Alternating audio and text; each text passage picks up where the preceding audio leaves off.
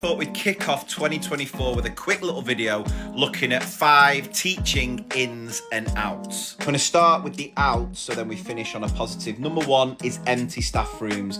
Go and have a break during the day. It's not going to kill anyone. If you can have 15 minutes to sit down, switch off, have a chat about something other than school with your colleagues, trust me, you'll be a better teacher in the afternoon. Number 1 on the teaching ins is saying no. We've got to learn to do it. We can't keep saying yes to everything, taking on more and more to the point where it's unsustainable, because burnout's a real thing, and by God, I'm not having anyone leave this profession for workload issues anymore. We're never going to get to the end of that teacher to-do list, and that's absolutely fine. We've got to learn how to prioritize to make sure we focus on the things that matter. That leads us nicely on to teaching out number 2, teacher martyrism. I'm sick to death of these teachers who think it's a necessary sacrifice their mental health and well-being to be a decent teacher. They boast about how many hours they work, and that's then projected onto the rest of us, where we feel guilty if we do have time to switch off, rest up, and be a good mum, dad, husband, wife, brother, sister, son, daughter. It's ridiculous. I hate it.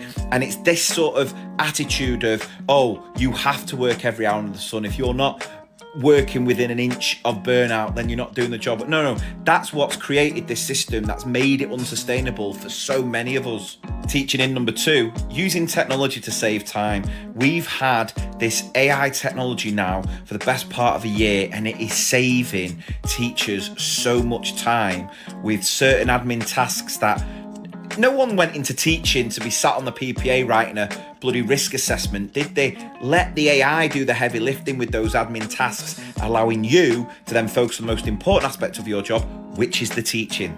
Right, number 3, controversial this one. Teaching out has got to be laminating. Climate change is real, guys. Have you seen the weather? It's ridiculous. I can't, having us as a profession who should be leading the way, and we've got children who are so passionate about it, and then we're laminating everything. We're laminating displays about Eco Club. It's not on. It's got to go. What I want to see make a big comeback in 2024 in education is a little bit of sarcasm. Now look, as long as it's not demeaning or belittling to anyone in particular, I don't see the harm in it. And listen, if we're being told that we've got to teach British values, it is every British child's right to experience, understand, and even use a bit of sarcasm. Oh, it's the lowest form of wit. It's what puts the great in Great Britain, that we as Britons are the most sarcastic of people. I think we've got to be using it a little bit more, if nothing else, to help us get through the day as teachers. And you can decide whether I'm being sarcastic or not there. Teaching outs, number 4, displays, right? Are we going to have a debate about whether they actually have much of an impact, or are we all accepting the fact that they don't? It's just aesthetics in it, really. And some teachers go OTT, and, you know, I said in my book, I won't wipe my arse with a marking policy. I won't wipe my backside with a display sort of policy.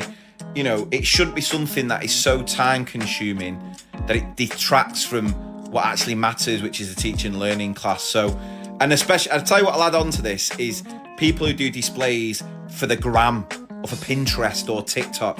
No, you're not getting a like from me, because it has no bearing on whether you're a decent teacher or not. Teaching ins, giving feedback, which essentially means get rid of the marking policy. Every teacher on this planet knows the best form of feedback is oral verbal feedback. So just do that. Just do that. Put the highlighters and the 5 different colour pens in the bin alongside your marking policy, and just speak to the children, let them act upon that feedback, and that's all you need to do, which is both effective and saves you time. And to absolutely no one's surprise, the last teaching out of 2024 for now, Ofsted. Gotta be. And that's not me saying it, you said it. The amount of people who commented on the one thing that needs to be left in 2023 being Ofsted. So I think it's fairly straightforward. Do I need to say more? I mean, these people just need to deep dive into bin. Massive reforms are needed. They've got a new head of Ofsted who seems to be saying the right things. Whether he'll follow through, we'll have to wait and see. But yeah, they need to go. And what do they need to be replaced with? The last teaching in of 2024, trust. Yes.